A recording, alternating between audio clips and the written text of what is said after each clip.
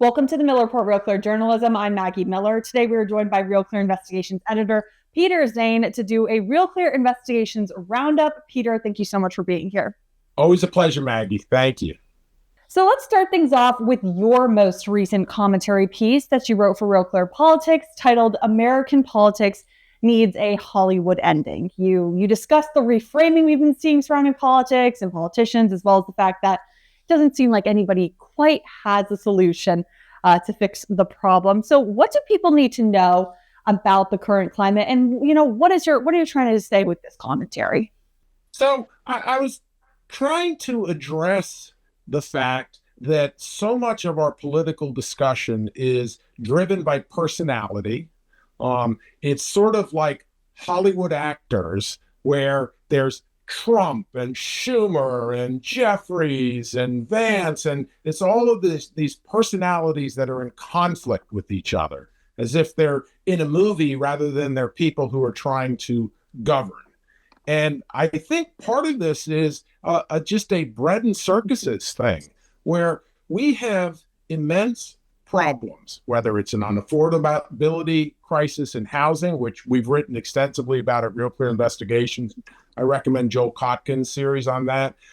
Healthcare costs spiraling out of control, the national debt. It goes on and on. These are major problems that everybody's aware of, that nobody has any answers to. And so part of what I want to do is say, look at what we're spending all of our time talking about. And it's about people rather than policies, which sort of feels personality driven and sort of like Hollywood to some extent. But I think it also explains this weird ping-ponging in our elections, where we elect the Democrats, they fail to fix any of these things, so we kick them out, install the Republicans, they then fail to fix any of this stuff, so we put the Democrats back in. And I don't think the problem is just our two-party system, because I don't know that any third party has a solution either. And so what I wanted to just bring to the reader's attention is all of this distraction, that our politics is a politics of distraction. And we need to figure out a way to address our problems. And at the end of it, I very briefly suggest one way that we might suggest this, and that is by offloading our problems from human beings who are increasingly in the political sphere emotional, and trying to harness AI to, and I know that there are many problems with that and human biases and how the AI is programmed, but some other source that can look at our problems and say, here is a way out of it. And I'll add one other point, which I didn't make in my column, which is one of the beauties of AI, if it really can be effective, is it becomes a conservative vehicle to the extent that it's a wisdom of crowds. And that is, the wisdom of crowd works because no single human being or even small collection of experts can possibly handle all of the information that bears on these issues. And so you have the wisdom of crowds is what 10 people can't do, 1,000,000 people with varying degrees of knowledge can. And that's, for instance, how the stock market works. No one person could tell you the value of a company, but millions of people buying and selling stocks can sort of figure that out. So AI, to some extent, can replicate the wisdom of crowds by pulling together and analyzing data that's beyond the capability of any small number of people, and starts to replicate the dynamic of millions of individual actors all pursuing their own self-interest. So in your article, you're kind of comparing the potential of AI, not necessarily saying that AI can do these things right now, but the potential of it to the savior coming in at on a white horse at the end of the Hollywood movie. That was my writing thing. I wanted to sort of have an idea of like, let's do this as a Hollywood, the Hollywood idea. And so the final thread of it was this could be the White Knight. Yeah. And, we'll see, but I think it can't get any worse. I mean, we are not solving these problems, and they're only going to get worse. I mean, especially with healthcare, because they're actually figuring out all of these treatments for things that are very welcome. I'm glad that people who are obese can now take medicine and that they can help them with that. But can we afford it? And human actors seem to have lost the ability in the political sphere to look at trade-offs and look at limiting principles. So we constantly have the idea of everybody should have X, Y, and Z, and nobody's saying, well, or few people are saying, how can we afford it? And in a timely kind of manner, you do discuss the election that happened this past Tuesday and how Mamdani was likely to win. He did, in fact. So do you see the issues that New York is seeing where, people might be looking for something different for different sake, even though it still may not fix things? Is that just, were you taking that as a cultural moment of this is what's happening right now and looking at the broader lens of, that's what we've been seeing with Democrats and Republicans, where they're just doing this switch off and people are looking for fixes, but we're not fixing everything. So nothing's really feeling like it's getting fixed. Yeah, as the mainstream fails to not even solve, but address these aching problems that we have, people on the extremes, then we create a space for them. I mean, socialism is a failure. What Mamdani is suggesting will not work, and it has not worked. But he is popular because he's charismatic to some extent. He's very smooth, all of these things. But somebody says, well, geez, what you're selling me doesn't work. Why not take a chance on this guy? And so then the argument becomes, as it was with Cuomo, well, I'm not as bad as he is. And believe me, that's how probably a lot of swing voters, make their decision. But we need a politics that's better than I'm going to do less harm. And when you have a guy like Mamdani, or Trump, for that matter, Trump arose because he said the people in power now don't know what they're doing. They're not. I'm the only one who can fix things. And Mamdani was sort of giving that same message. And you create space for people who are more on the extremes because you're not taking care of business yourself. So yes, that's exactly what's going on with him. And he at least talked about the problems. His solutions are going to be ineffective, I guarantee you, because that's what history has taught us.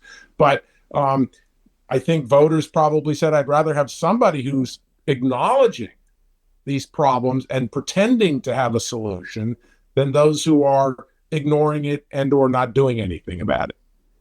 Well, let's switch things over a little bit and discuss one of the many articles that is posted to Real Clear Investigations. Obviously, this is a Real Clear Investigations Roundup, so we do like to take some of the pieces that we put on the site that might not be published by our own investigators and journalists, but are still interesting and are still, conglomerated to the site.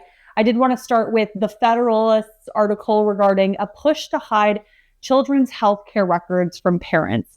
It's basically talking about how state laws are being used that were meant to allow maybe 12, 13-year-olds to maybe get treated for an STD, but is now also potentially being used to hide transitioning children.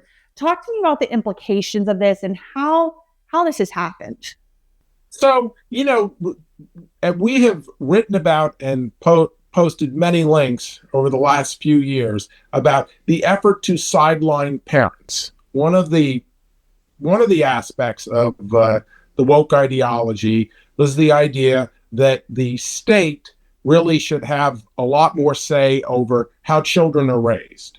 And what this article brought to light is, one, that for all of the pushback on DEI and woke ideology, there's still millions of people who believe in this, who have power, and who are trying to keep running with this. And what this article pointed out was that laws that had been put into place, as you suggested, to maybe make teens feel more comfortable seeking treatment for sexually transmitted diseases or perhaps to get an abortion, which of course is very controversial. But in other words, discrete medical procedures that could address a specific area of concern are now being used not only by certain states, but also insurance companies to say to parents, we don't need to share information with you about your child's pursuit of gender-affirming care.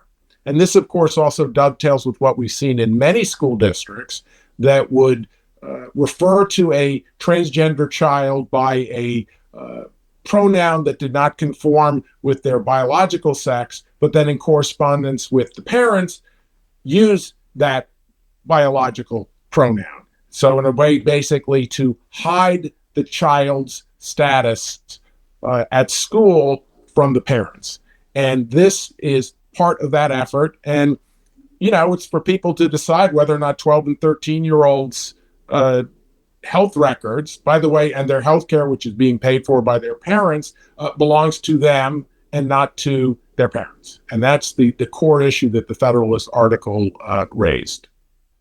And then finally, I feel like all these articles fall under a similar umbrella. We finally have a discussion by NBC News regarding how big tech is using NDAs to hide AI data centers. Obviously, you were discussing AI in your piece. Is it not a normal business practice to, use NDAs so that your other people aren't finding out what's going on? Or is this a cause for concern because of how big these data centers are and how much implications they may have on the surrounding areas? So, as journalists, our job is not to decide whether something is right or wrong. It's to shine a light on it. I might have my own personal opinions about the healthcare records of children, but the point is we need to say this is going on. So with the NDAs, yes, there are business secrets that need to be protected, but there are also community interests. If someone's going to build a giant data processing system that may drive up your electricity rates, may sap your water supply, you want to raise the question, how do we balance these things? How do we balance the interest of a company that wants to protect trade secrets, whatever they may be? My guess from previous reporting that we've done at RCI and other things I've read is that these secrets turn out to not be so secret. But the second question then is how do you balance that with the right of people in communities to know how limited resources are going to be distributed and to understand effects on their communities? And that's why transparency is often very important. And it's good, at least for journalists, to bring these issues to light so that we can have a full-throated debate about what to do about it. And maybe the NDAs are all necessary and so be it. But you can't just let companies make these agreements with local governments who are desperate for jobs and then not have any discussion about that. And that was the real value of this NBC News report and others. Like I say, James Varney did a terrific piece for Real Clear Investigations on these data centers and how people are in the dark in these local communities. And we're all for sunshine. No, I spoke with Jim about that, and you can go look at the previous Miller report if you're interested in delving into this more. Peder, is there anything late you'd like to add as we wrap things up? Just, there's so much going on right now. And one of the things that we try to do with our links at RCI is feature work that is helps you come to grips and get a deeper knowledge of what's going on, for instance, with AI. And I would say we probably have 4 or 5 links a week on deep dive pieces. And so if you're really interested in this subject, if you come to us every day and you scroll through the links, you're going to learn a lot about what's going on with AI. You're going to learn a lot about woke ideology and how it persists. You're going to learn a lot about Donald Trump and cryptocurrency and other unusual things that he's doing in office that relate to his business. I mean, we try to cover the waterfront, but we often focus on certain issues, and certainly those things, the rise of China is also really interesting to us, and we hope it's a service to readers. I believe that it is. Well, Peder, thank you so much for your time. Thank you. That was it for the Miller Report, Real Clear Journalism. I'm Maggie Miller. I'll see you next time.